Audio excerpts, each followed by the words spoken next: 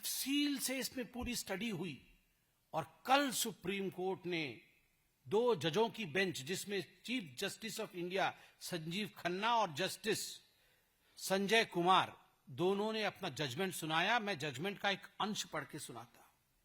We have gone through the facts regarding findings of this case. Entire selection process is vitiated by manipulation and fraud. हमने इस case के तथ्य को जांचा है, पूरे केस के तथ्य को जांचा है, सुप्रीम कोर्ट कह रही है। और पूरा का पूरा मामला जो सिलेक्शन प्रोसेस है वो मैनिपुलेटिव है, उसको मैनिपुलेट किया गया है और फ्रॉड है, धोखाधड़ी है, धोखा दिया गया है। Credibility and legitimacy has been denuded. Credibility और लेजिटिमेसी की धज्जियां उड़ गई हैं। किसकी क्रेडिबिलिटी और किसकी लेजिटिमेसी की धज्जियां उड़ी है? ममता बनर्जी की सरकार, वेस्ट बंगाल की सरकार और वेस्ट बंगाल की मुख्यमंत्री ममता बनर्जी की क्रेडिबिलिटी और उनकी लेजिटिमेसी की धज्जियां उड़ गई हैं। यह सुप्रीम कोर्ट ने कहा है, यह कोई भारतीय जनता पार्टी नहीं कह रही।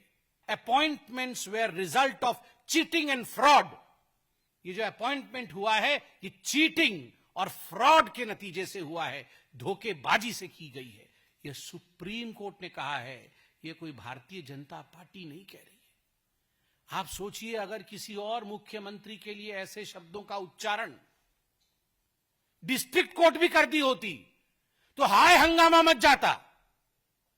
राहुल गांधी पजामा और टी शर्ट में ही आ जाते पार्लियामेंट। वो आए भी थे शायद कल परसों। वो पजामा टी शर्ट में आके बोलते डेमोक्रेसी खत्म हो गई, हत्या हो गई डेमोक्रेसी की, मुख्यमंत्री को गिरफ्तार करो, अरेस्ट करो, हिटलर है। कहां है भैया राहुल गांधी?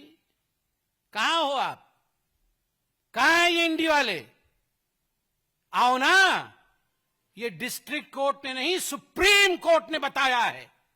और ऐसे रिक्रूटमेंट स्कैम्स के लिए याद करिए, हरियाणा में पूर्व में मुख्यमंत्री जेल गए हैं। जेल, दीदी जेल जाएंगी, अलबत्त जाएंगी। हिंदुस्तान में कानून का शासन है और एक बार हमारी सरकार बनेगी बंगाल में, the full force of law will come upon Mamata Banerjee.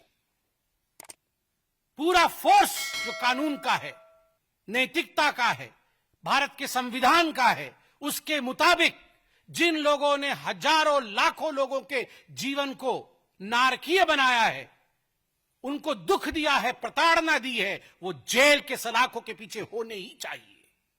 मैं आज न्यूज में देख रहा था, कितने लोग रो रहे हैं, कितनी टीचर्स रो रही हैं, उनका घर बर्बाद हो रहा है। ये जो अभी लगभग 26,000 लोग निकाले जाएंगे, क्या लगता है आपको, अगर भ्रष्टाचार के माध्यम से भी जो टेंटेड हैं उनको भी रखा गया हो तो उनके जिंदगी पर भी क्या गुजर रही होगी? क्योंकि ये सारी घपलेबाजी, घोटालेबाजी ममता बनर्जी की सरकार ने किया है, इसलिए लाखों लोग आज परेशान हैं। ममता बनर्जी जी से आज हम सब डिमांड करते हैं कि जो 25,750 लोगों की तनख्वाह बंद होगी, ममता बनर्जी टीएमसी के फंड से, सीएम रिलीफ फंड से उनका भरण पोषण करे और उनको सैलरी दे। और ममता बनर्जी ने कल कहा है सुप्रीम कोर्ट के इस जजमेंट के पश्चात कि ह्यूमैनिटेरियन ग्राउंड में, ऐसे ह्यूमैनिटेरियन तो ग्राउंड तो वो समझती ही नहीं, ह्यूमैनिटेरियन ग्राउंड पे मैं सुप्रीम कोर्ट की जजमेंट को नहीं मानूंगी। I will not comply by the orders of supreme court. मैं नहीं मानती हूं, मैं खारिज करती हूं सुप्रीम कोर्ट के ऑर्डर को। मेरा सुप्रीम कोर्ट से भी सविनय निवेदन है कि ऐसे विषयों को सुओ मोटो उठाना चाहिए और contempt of court Mamata Banerjee और तृणमूल कांग्रेस की सरकार पर लगना चाहिए। किसी मुख्यमंत्री की हिम्मत हो सकती है ऐसे, वो सुप्रीम कोर्ट के लिए कहे कि हम सुप्रीम कोर्ट के ऑर्डर को नहीं मानेंगे। दिस इज हिटलरशिप, ये होता है dictatorship. Mamata Banerjee has no right to stay in power now. Mamata Banerjee को कुर्सी छोड़ना होगा, ममता बनर्जी को रेजिग्नेशन देना ही होगा। वो ह्यूमैनिटेरियज्म की बात करती है, मानविकता की बात करती है, मां माटी मानुष की बात करती है। अगर उनमें इतना भी तनिक भर भी कहीं सेंस ऑफ रेस्पॉन्सिबिलिटी बाकी है तो तुरंत आज के आज ममता बनर्जी को रेजिग्नेशन दे देना चाहिए, नंबर 1।